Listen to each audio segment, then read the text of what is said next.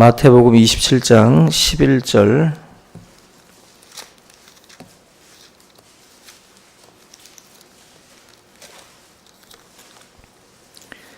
마태복음 27장 11절입니다. 26절까지 같이 교독하겠습니다. 볼륨 조금만 더 올려주세요. 11절부터 26절 교독하겠습니다. 예수께서 총독 앞에 섰음에 총독이 물어 이르되 내가 유대인의 왕이냐? 예수께서 대답하시되 내 말이 옳도다 하시고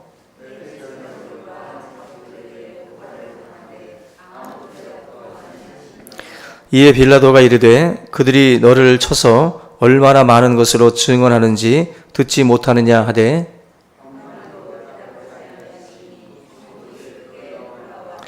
명절이 되면 총독이 무리의 청원대로 죄수 한 사람을 놓아주는 전례가 있더니 그들이 모였을 때에 빌라도가 물어 이르되 너희는 내가 누구를 너희에게 놓아주기를 원하느냐 바라바냐 그리스도라 하는 예수냐 하니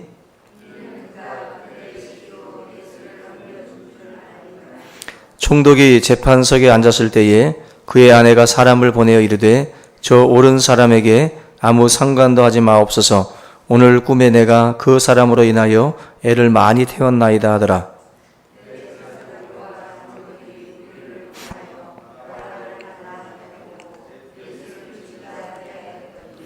총독이 대답하여 이르되 둘 중에 누구를 너희에게 놓아주기를 원하느냐? 이르되 바라바로소이다.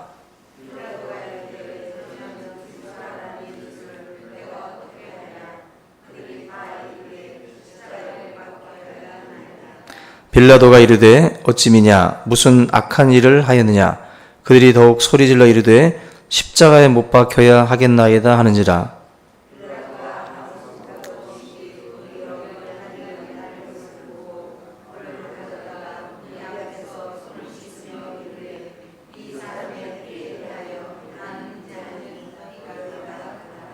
백성이 다 대답하여 이르되 그 피를 우리와 우리 자손에게 돌릴지어다 하거늘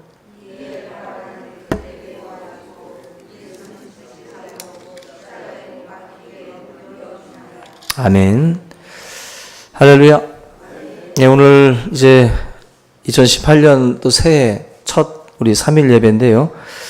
여러분들의 삶에 하나님의 또 축복이 함께하기를 기원합니다. 우리가 이제 사도신경 강해를 지금 계속 해오고 있는 중에 이제 오늘 사도신경 이제 한번 같이 볼까요? 여러분들 보시면은 네 번째 줄이죠.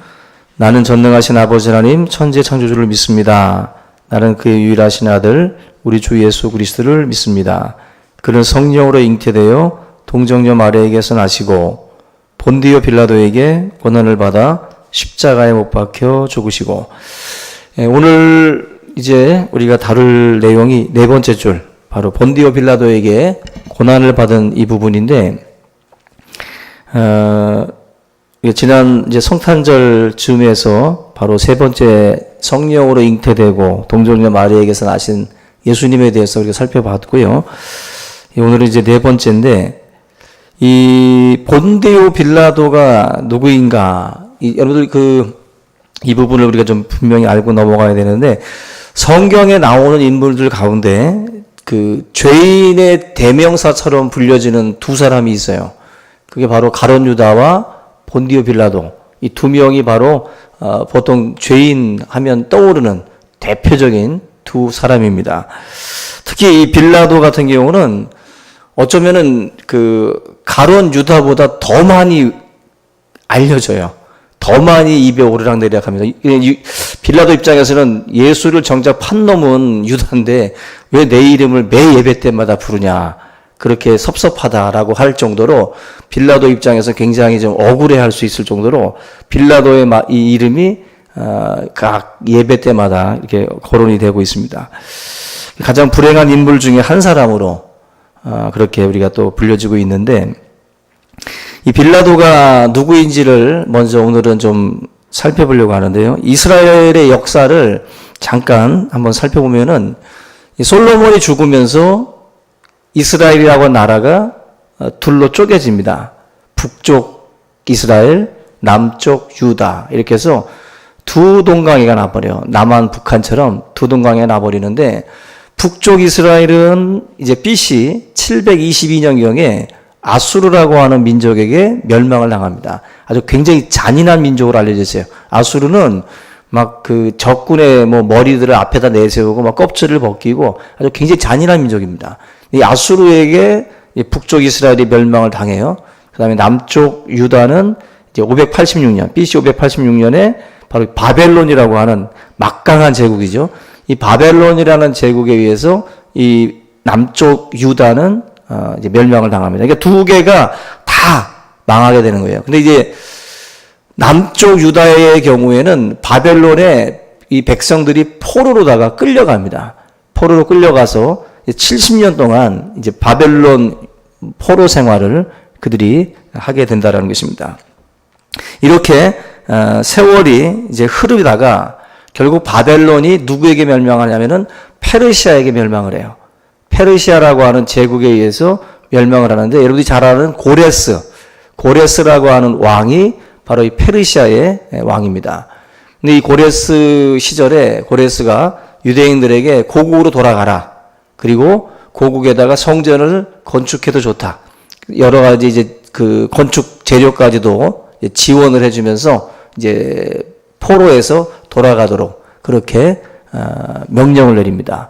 그 명령에 의해서 이제 에스라, 느헤미야, 뭐 스룹바벨 이런 사람들이 이제 고국으로 돌아와서 성전을 이제 재건하는 그런 일들을 이제 하게 됩니다.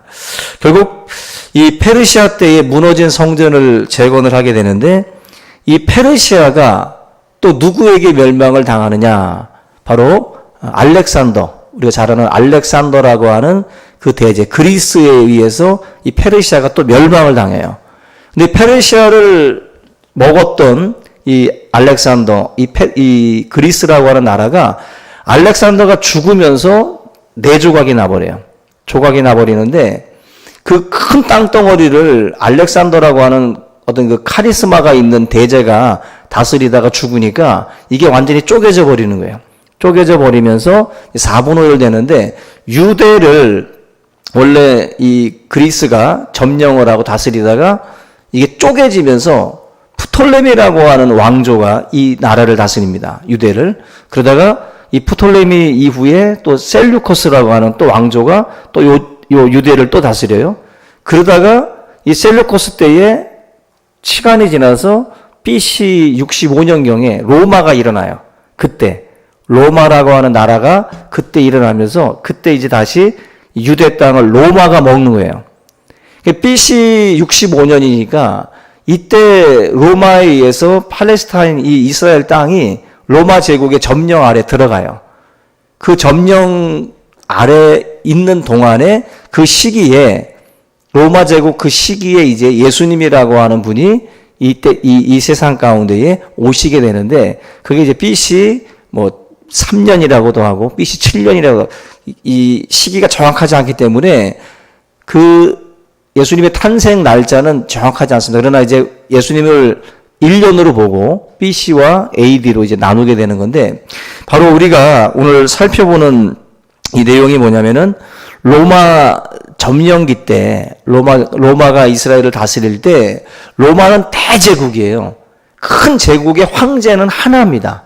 황제는 하나인데 하나의 황제가 전 이 땅덩어리를 다 다스리기에는 너무 힘든 거예요. 마치 목사가 그 구역을 나눠 놓고서 구역장님들이 각 구역들을 살피듯이 그렇게 하는 거예요. 황제는 한 명이지만 그 황제가 그 넓은 제국을 다 다스릴 수 없고, 또 각 나라마다 언어가 달랐죠. 문화가 달랐죠.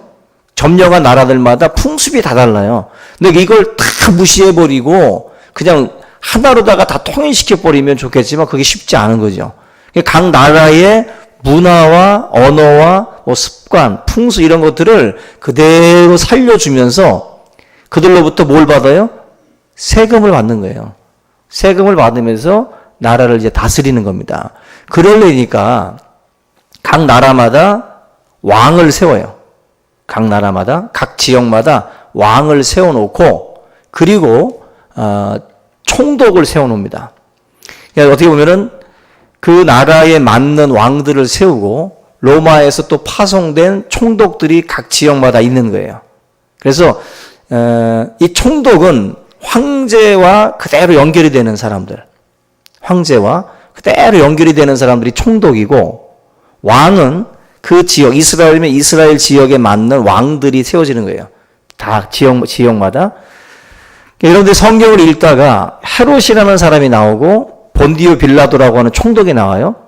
이럴 때 헷갈리는데, 바로 헤롯이라는 사람이 바로 이 사람은 정통 유대인은 아닙니다. 그 에돔 출신이에요. 이두메라고 해서 에돔 출신의 그런 사람인데, 아주 간사하게 들러붙다가 이 왕의 자리까지 간 사람이에요. 근데 이 헤롯이라는 사람이 유대라고 하는 나라를 다스리고 있었던 겁니다. 유대라고 하는 나라를. 근데 그 결국 우리가 지금 사도신경에서 외우고 있는 본디오 빌라도가 누구냐? 본디오 빌라도가 바로 로마에서 13개의 총독부를 만들어 놨는데, 그 총독 중에 한 명이에요.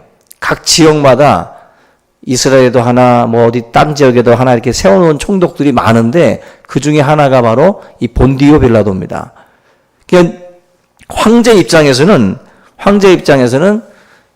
이 본디오 빌라도가 굉장히 중요한 역할을 하는 거예요. 이 각 나라의 왕들이 허튼 짓 하지 못하도록 어떻게 보면 이 총독들이 잘 이 관리를 하면서 보고를 해주는 겁니다.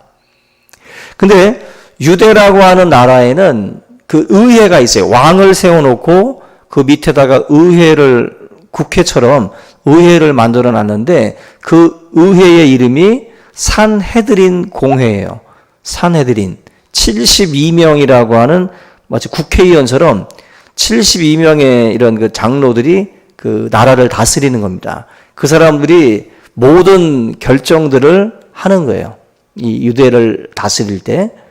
우리가 이 산헤드린 공회라고 하는 그 회원, 뭐 가말리엘이라든지 아니면은 뭐 니고데모라든지 이런 사람들도 산헤드린 공회원이라고 말씀을 하잖아요.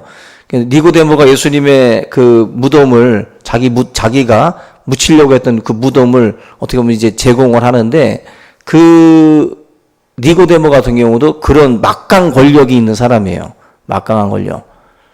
우리가 이 헤롯과 그 총독이 가지고 있는 그 권한 중에 구별해야 될 게 뭐냐면은, 이 본디오 빌라도라고 하는 이 총독은 사형 집행을 할 수 있는 그러한 결정권이 있어요. 유일하게 헤롯이라고 하는 유대의 그 통치자, 그리고 산헤드린 공회는 사형 집행권이 없어요. 유대인들에게는 오직 사형은 반드시 로마의 황제의 어떤 그 위임을 받은 그 총독이 관리를 하도록 그렇게 위임을 해놓은 거예요. 그래서 이 지금 예수님이 마지막 그 숨을 거두실 때, 그리고 또 이 사형 집행 그 과정에서 보면 헤롯이 본디오 이 사람들이 본디오 빌라도에게 예수님을 데리고 왔을 때 본디오 빌라도가 가만히 들어보니까 전혀 사형을 내릴 만한 이유가 없는 거예요. 뭐 신성모독이라고 하는 죄는 유대인들만 심각하지 로마인들이 볼 때는 이건 그렇게 죽을 죄가 아닌 거예요. 그래서 빌라도 입장에서는 이 예수를 이건 거의 모함에 가깝다 보니까 웬만하면 살려줘야겠다 싶어가지고 그 예루살렘 근처에 와 있던 헤롯 안디바에게 예수님을 보냅니다. 헤롯 왕에게. 한마디로 자기 선에서 해결하지 말고 그냥 이건 약간 곤란하니까 헤롯에게로 공을 넘긴 거예요. 근데 헤롯 입장에서 가만히 보니까 또 이게 아니거든. 유대인들은 또 죽이라고 자꾸만 하니까 민중 봉기가 일어날 것 같으니까 결국 신성모독죄로는 유대인들 입장에서는 죽일 죄지만 총독의 입장에서 볼 때는 죽일 죄가 아닌 거예요. 이게 지금 유대인들이 볼 때에는 이렇게 되면은 총독에게 만약에 예수를 데리고 가려면 신성 모독죄를 가지고 가면 안 되겠구나. 어떻게 되겠어요? 정치적인 죄의 어떤 그 죄목을 가지고 이 예수를 다시 빌라도에게로 끌고 가야 돼요. 그러니까 만약에 유대 법정에서만, 사내들인 공회에서만 결정이 났다면 신성 모독죄로 끝낼 수가 있어요. 그러나 사형 집행이 안 되기 때문에 결국 예수님을 죽이려면 정치적인 죄 몫을 뒤집어 씌워야만이, 우리가 흔히 말하는 그 국가 반란죄 이런 거를 씌워야만이 사형 집행이 되니까 예수님을 결국 그 법정으로, 빌라도의 법정으로 끌고 갈 때 가지고 간 죄 몫이 3개예요. 첫째가 민중 선동, 다시 말하면 국가 반란죄입니다. 국가 반란죄로다가 예수님을 끌고 가는 거예요. 예수님을. 두 번째가 로마 황제에게 세금을 바치지 말라고 했다. 분명히 예수님은 가이사의 것은 가이사에게, 그죠? 하나님의 것은 하나님에게라고 했는데 이 국가 반란죄와 또 세금을 바치지 말라고 했다. 그리고 자칭 왕이라고 했다. 자칭. 우리의 왕은, 여기서 말하는 왕은 황제의 개념인데, 우리의 오직 황제는 오직 가이사뿐인데, 자기가 왕이라고 한다. 이런 식으로 해서 정치적인 그 죄목을 가지고 조작을 해서 이제 빌라도에게로 가지고 가는 겁니다. 여러분들이 이런 내용들을 아셔야 돼요. 결국 단순히 신성모독죄만 가지고는 안 된다는 거예요. 그것만 가지고는. 그래서 반드시 이들이 머리를 굴려서 이 대제사장들과 서기관들이 정치적인 죄목을 씌워가지고 빌라도에게로 데리고 갔다는 것입니다. 우리가 가끔 뉴스에서 보면은 뭐 이렇게 그 지역이 뭐 한 중간쯤에 걸치게 되면, 지역과 중간쯤 걸치게 되면 서로 자기 영역 아니라고 막 이게 막 서로 맡기는 경우가 있잖아요. 우리 관할이 아니다. 니네 관할이다. 뭐 이런 식으로. 이런 것처럼 헤롯과 빌라도가 둘이 공을 막 넘기는 거예요. 우리 관할, 내 관할 아니야. 네가 해. 내가 해. 막 왔다 갔다 하다가 결국 빌라도에게로 넘어오는 거예요. 빌라도에게 넘어와서 빌라도가 이 결정을 이제 내리게 되는 것입니다. 빌라도 입장에서 어떨까요? 심판이 이게 굉장히 부담스러운 거예요. 굉장히. 그리고 한 사람의 생명을 그냥 우리가 막 쉽게 죽이는 게 아니라 그래도 어느 정도 이제 그 정황을 들어보고 신중하게 이제 판단을 내리게 되는데, 결국 유대 땅에서 일어난 일이니까 자기 소관이 아니니까 당신들이 좀 알아서 해결하십시오 했지만 이게 그렇게 쉽게 넘겨지지를 않고 다시 빌라도에게로 넘어오게 된다.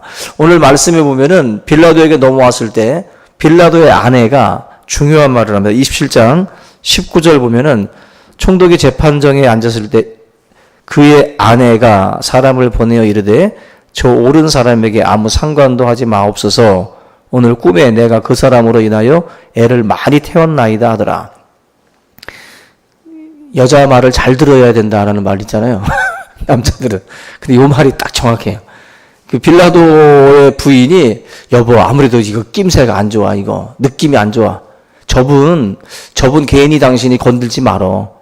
건드려봤자 괜히 좋을 거 없을 것 같다고 귀뜸을 해요. 그죠? 근데 이제 계속해서 뭔가 푸시를 옆에서 하는 거예요. 대제사장과 또 서기관들과 이런 사람들이 계속해서 푸시를 하니까 빌라도가 하나의 어떤 꾀면 꾀죠. 21절 보면은 총독이 대답하여 이르되 둘 중에 누구를 너에게 놓아주기를 원하느냐. 명절날 죄인들 한 명을 이제 이렇게 풀어주는 관례가 있으니까 그들한테 누구를 좀 풀어주면 좋겠느냐. 근데 예수 말고 한 명의 죄수를 딱 올려놓고 예수님하고 둘을 놓고 지금 비교를 하는 거예요. 근데 빌라도가 올려놓은 그 사람이 누구냐면은 우리가 성경에서 강도라고 나오잖아요. 강도 바라바로 나오는데 그만큼 좀 악질인 거예요, 악질. 악질을 올려놓고 예수를 올려놓으면 분명히 이 예수님을 풀어줘라 이렇게 할 줄 알았던 거예요. 빌라도 입장에서는. 왜냐하면 이 바라바는 강도니까 사람들이 이놈보다는 그래도 예수가 낫겠지 하고 했는데 이게 그게 아닌 거예요. 바라바를 오히려 놔주고 예수를 죽이라고 또 이 엉뚱한 소리들을 하고 있는 거죠. 바라바가 첫 번째 잘못한 건 뭐냐면은 예수님을 죄인이라고 정해놓고 올린 거예요, 지금. 예수님은 지금 이제 죄가 없습니다. 죄가 없는데 빌라도가 둘을 올릴 때 이미 바라바와 같은 레벨로다가 예수님을 죄인인 것처럼 올려놓은 거예요, 지금.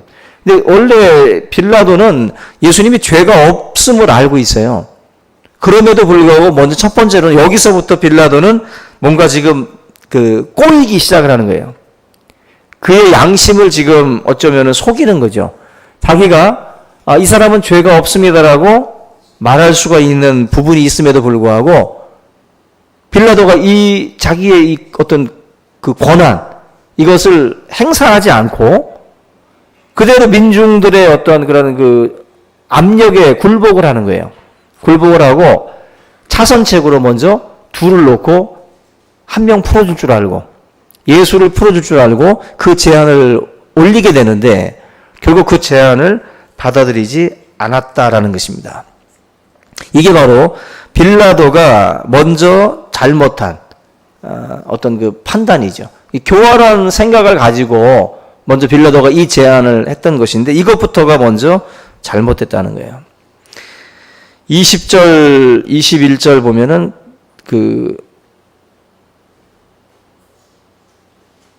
대제사장들과 장로들이 무리를 권하여 바라바를 달라 하게 하고 예수를 죽이자 하게 하였더니 다 밑에서 그 권력자들을 이 대제사장과 장로들이 사람들을 또 이렇게 구워 삶은 거죠.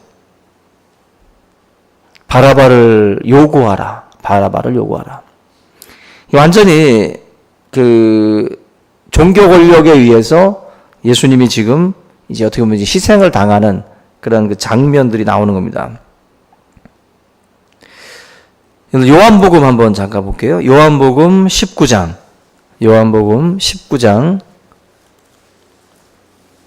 12절 한번 보겠습니다.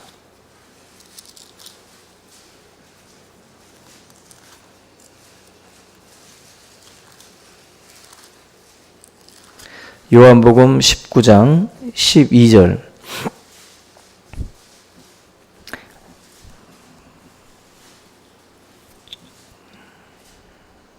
시작.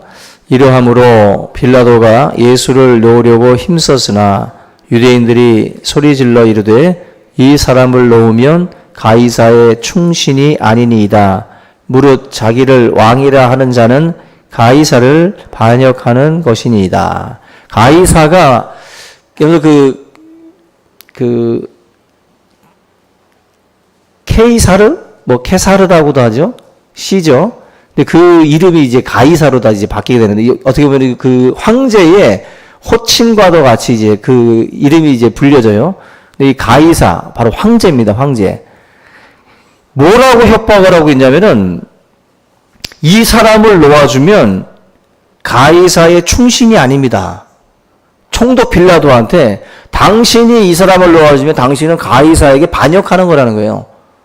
한마디로 빌라도 입장에서는 은근히 협박받고 있는 거예요. 지금 빌라도도 가이사의 충신이 아니다. 어떻게 자기가 왕이라고 하는 자기가 황제라고 하는 놈을 그냥 풀어줄 수가 있느냐. 이건 말이 안 된다. 당신은 가이사에게 반역하는 것과 똑같다는 거예요. 충신이 아니다. 이런 협박을 하니까 빌라도가 물을 가져다가 이제 막 손을 씻으면서, 그죠? 자기랑은 아무 상관이 없다. 마태복음 27장 24절에 보면은 손을 씻어요. 자기는 책임이 없다. 그러면서 이 사람의 모든 죄는, 이 모든 피는 나와 무관하다. 그러면서 이제 예수님을 이제 십자가에 못 박는 이제 판결을 내리게 되는데, 과연 예수님의 피와 빌라도가 무관하느냐? 그렇지 않습니다. 뭐냐면 그리고 10절, 요한복음 지금 19장 10절을 한번 보시면 이렇게 나와요. 빌라도가 이르되 내게 말하지 아니하느냐. 내가 너를 놓을 고난도 있고 십자가에 못 박을 고난도 있는 줄 알지 못하느냐. 예수께서 대답하시되 위에서 주지 아니하셨더라면 나를 해할 고난이 없으리니 그러므로 나를 내게 넘겨준 자의 죄는 더 크다 하시니라. 여기 보면 빌라도가 뭐라고 말했냐면은 내가 너를 놓을 고난도 있고 십자가에 못 박을 고난도 있대요. 이게 다시 말하면 빌라도에게 모든 권세가 있는 거예요. 지금 이 사람이 죄 없다라고 얼마든지 말할 수 있고 풀어줄 수 있는 사람이에요. 빌라도는 충분한 권한이 있어요. 그런데 이 사람이 그 권한이 있음에도 불구하고 이거를 쓰지 않은 거죠. 왜? 두려웠기 때문에. 민중이 두려웠기 때문에 자기가 할 수 있는 모든 것들을 사용하지 않았어요. 이 피와 무관하지 않습니다. 예수님의 피와 무관하지 않아요. 다만 예수님이 뭐라고 말씀했냐면은 나를 너에게 넘겨준 자의 죄는 더 크다. 우리는 빌라도의 법정의 어떤 그 죄 문제를 다루고 있지만 실제적인 여기 내용상에서 정말 나쁜 놈들은 누구예요? 대제사장과 서기관들이에요. 이 종교 권력이 계속해서 이 푸시를 가하고 있는 거예요. 푸시를. 결국 이 빌라도는 죄가 있다 없다? 있다는 거예요. 예수님의 말로. 너도 죄가 있는데 너에게 넘겨준 놈들의 죄는 더 크다. 빌라도는 자기는 무죄하다라고 말하지만 그에게도 책임이 있는 거예요. 책임이. 결국 우리가 어떤 그 말들 중에 보면은 어쩔 수 없었다라는 말들 많이 하잖아요. 우리들이 어쩔 수 없었다. 그 상황에서는 나도 어쩔 수 없었다. 뭐 위에서 누르지 밑에서 치지 뭐 내가 어떻게 하냐. 어쩔 수 없었다.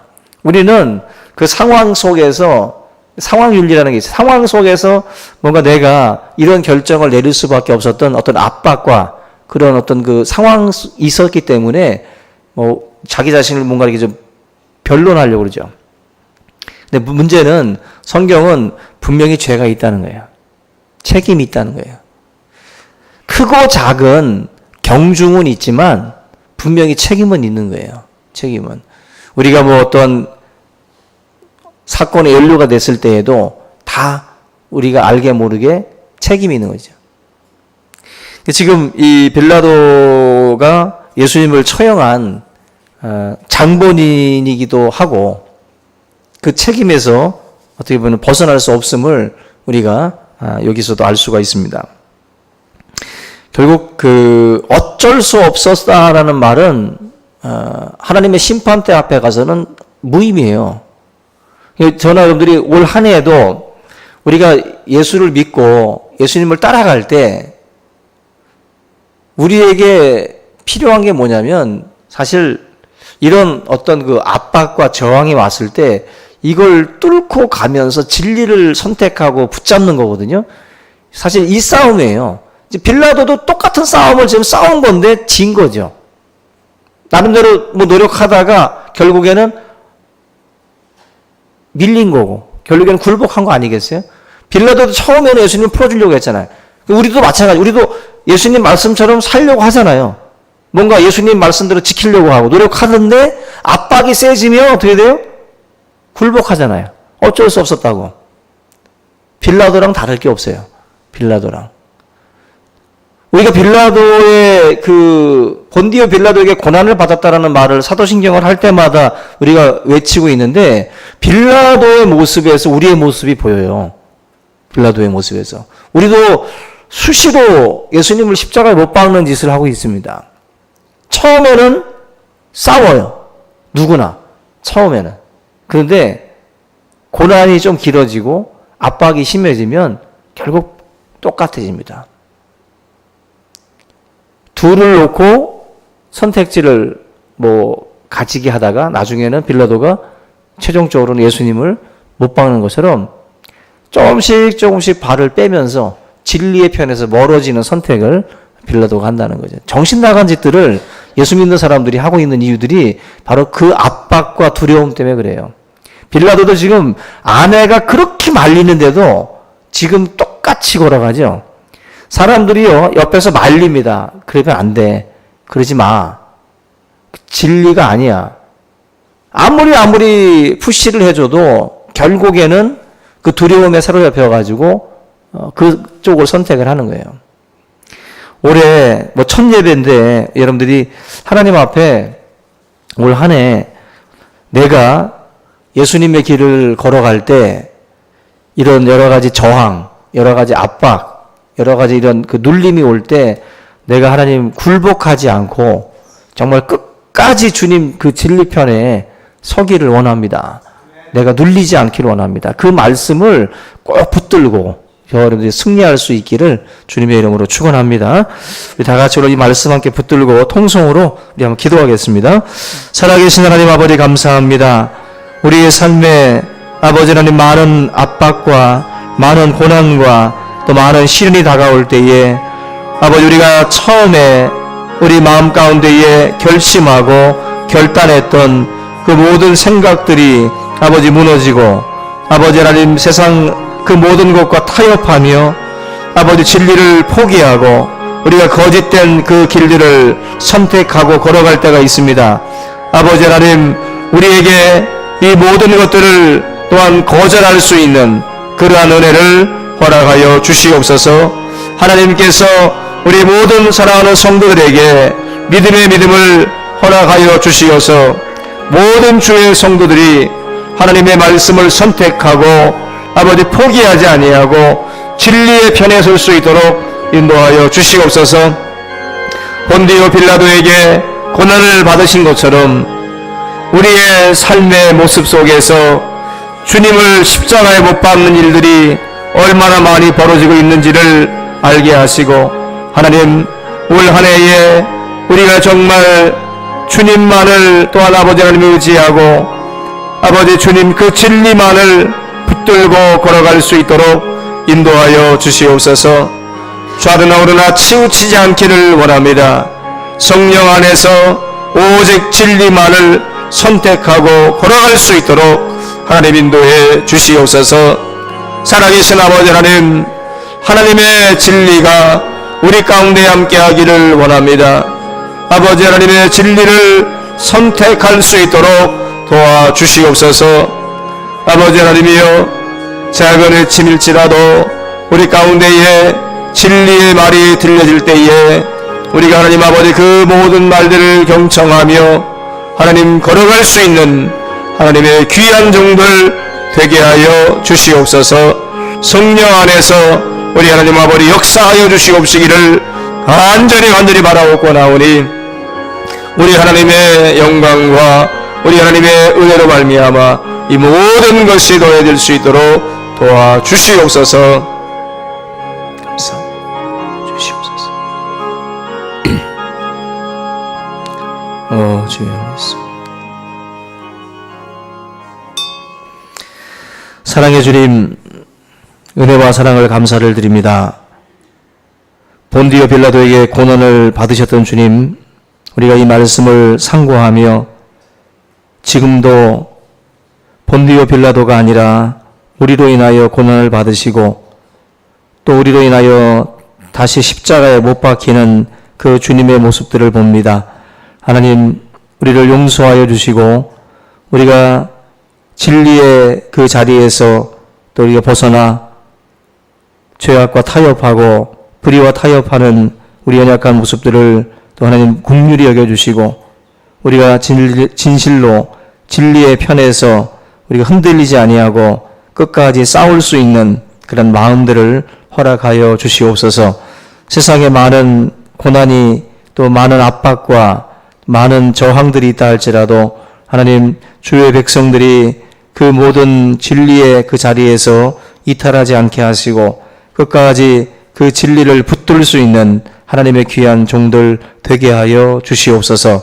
하나님, 우리가 참으로 다시 한번 우리의 연약함과 또 우리의 부족함을 주님 앞에 온전히 아뢰오니 주님께서 이 시간 성령의 충만함을 더하여 주시고 세상 속에서 우리가 우리의 믿음을 굳건히 지켜나갈 수 있도록 인도해 주옵소서. 감사하고 예수님의 이름으로 기도하옵나이다. 아멘. 예, 우리 시간에는 우리 함께 우리 서로 기도의 시간을 좀 갖겠습니다. 이번 주일날 또 우리 기도 요청 카드를 좀 만들어서 수요 기도회 또 금요 기도회 그리고 지금 현재 화요 기도팀이 있어요. 그리고 새벽에 또 제가 개인적으로 기도를 하는데 여러분들이 기도 제목들을 적어 주셔서 체크를 해 주시면 수요 기도회 때 같이 기도를 부탁하면 거기다 체크를 해 주시면 수요 기도회 시간에 그